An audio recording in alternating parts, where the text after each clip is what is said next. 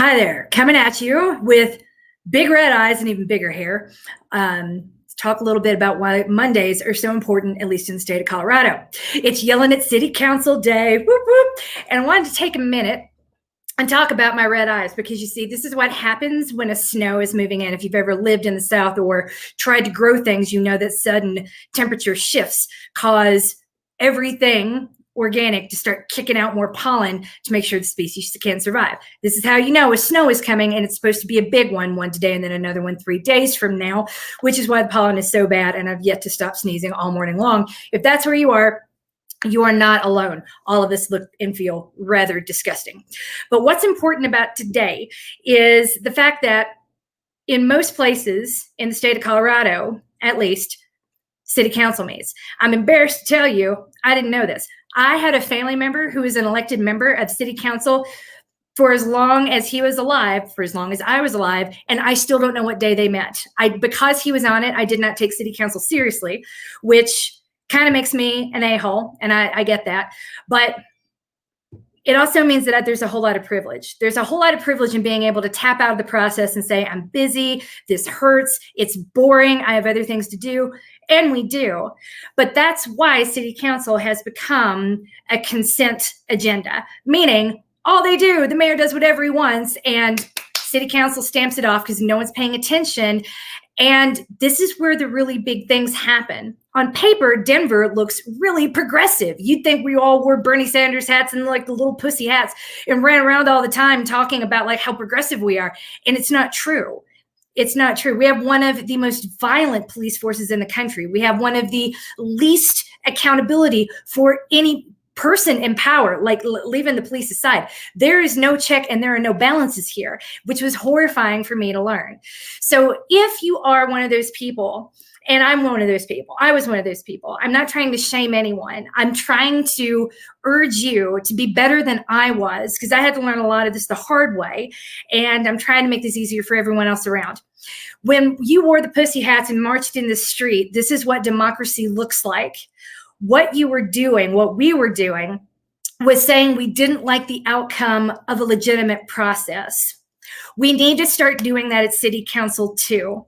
We need to start paying attention to how not just we're impacted, but the people around us are impacted. Because with these red eyes, it's as bad as it's going to get for me when the snow moves in.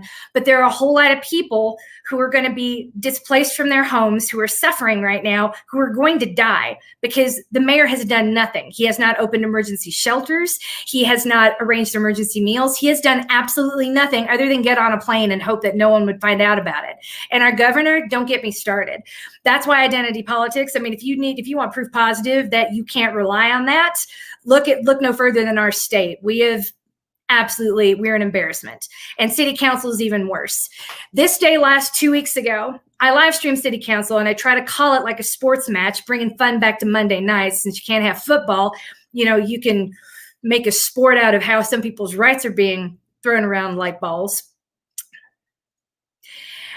And one of the city council members actually said something stupid, which is not unusual, and then looked around. His name is Kevin Flynn from District 2. Not my district. I'm District 7. My city council person is an even bigger jackass, but whatever. At least he keeps his mouth shut most of the time, so I can't curse directly at him for anything other than being silent most of the time. So Kevin Flynn, who has written a book about a serial rapist and should know better, opens his mouth to say, silence is consent, right? And no one calls him out on it.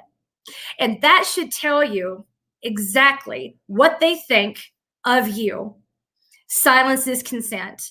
How long have we been silent? How long have we been complicit? How long have we said, oh, I have better things to do, I can't worry about that right now, and sat back and allowed a city council who we elected fairly and freely to rubber stamp decisions that hurt people, to throw away our tax dollars, throwing them away. Do you know how much these sweeps cost? For what we spent on sweeps last year alone, in 2020 alone, could have provided food, housing, and medical care for every unhoused person in Denver right now for 3 years. We have numbers on that. If you don't believe it, join the group From Allies to Abolitionists.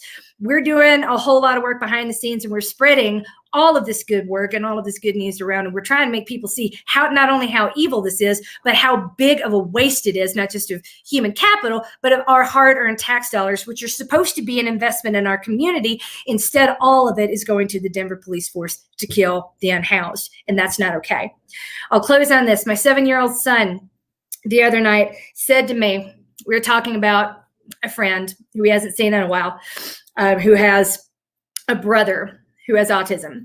And he looked at me and said, what about this person's brother? I'm not going to say their names. I don't have the consent to say their names.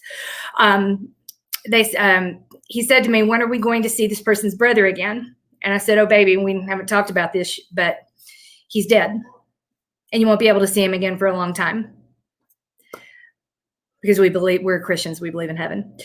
And my 7-year-old son looked at me and said, did the police kill him? I said nothing about the police. He said, did the police kill him because he's Black? Or did they kill him because he has autism? And I about fell apart. So this is where we are in Denver. This is so frequent that my 7-year-old son gets it, even though we haven't had these conversations yet. We were hoping to wait until he was 8, because my biggest fear is what can and absolutely will happen to him if the police view him as non-compliant. His whiteness won't save him. It's horrifying. And your tax dollars are paying for it. My tax dollars are paying for it. It's not okay. It's not going to be okay. Yep, mutual aid has done more for the community and the unhoused than our if you're District 2, call Kevin Flynn out about his rape joke. And if you are still reeling from that the way that I was, the Blue Bench has a 24-hour hotline. I'm on the board. Go to thebluebenchdenver.org. There is help. There are people who are willing to listen. And we provide this service, by the way, because the police don't. If the police did this job well, our nonprofit wouldn't exist. So there's that. Anyway, I'm begging you, this is when we talk about privilege, and this is what it's for. It's emailing your reps. It's getting involved in a process that intentionally excludes so many, being a voice for the voiceless in the halls of power, where they clearly don't care about the powerless, the unhoused, the people who don't have access to cell phones, the people who have 2 or 3 jobs and no childcare and cannot attend these meetings, the people who don't have computers and can't use Zoom, or only have one electronic device so they can't stream or join these meetings while they happen. All of this is a deterrent, and it's all intentional, just like the Jim Crow laws. We're no different and we're no better today, but we could be. And that's going to happen if we all stand up and use our voices and say, this is what democracy looks like. Put on the pussy hat if you want to. They can't stop you.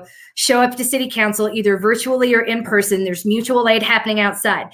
If you've heard nothing else and you're like, I'm still not watching that damn meeting because it's boring, cool. You can watch me in the background. Call it like a football game. I do try to keep it interesting. That's on my Twitter account at Coach MK Fleming. Or you can just bring stuff to the unhoused who are facing certain death in the cold snap that's coming in the next 3 days. There'll be Wall of Moms, Denver, and a few other mutual aid societies. We all meet together on Monday nights to provide maximum aid for the week in one location that's outside of City Hall. That's at 14th and Bannock. You'll have no trouble finding us. Just go to the rainbow painted street on that Bannock, right in front of the City Council building. Look for the generator. Look for the lights. We are really, really hard to miss. If Trump was the true winner, you guys really wouldn't be protesting tomorrow, would you? Oh, but I'm excited. You guys can finally get to see what a protest is like. It's so much fun, and everybody invalidates you. It's a little sad. It's a little sad. It's really hard, but you're going to get through it. I promise it's going to be okay. Good luck. And there's a toll-free number for you as well, I'm quite sure. Have fun with that. So for the rest of us, if you want to come help, we urge you to please come help. Mutual aid does more than our city council does, than our mayor does, than our taxpayer. And I'm pissed, by the way, that we still have to fill in these gaps because we pay enough in taxes that all of this should be covered. But it isn't, because Mayor Hancock won't do it. Use your voice. Your civic duty is not voting once every 4 years in a general election. It's showing up on Monday nights and making sure that your tax dollars are being spent wisely and not thrown away on sweeping people around like human pieces of garbage. There we go. And remember, silence is consent. That's what they think. So I say silence is violence, which is why I'm just going to keep speaking up. There's nothing you can say that'll be wilder than what I've already said. Feel free to stand behind me. Hopefully, please see you tonight. I'm headed downtown now.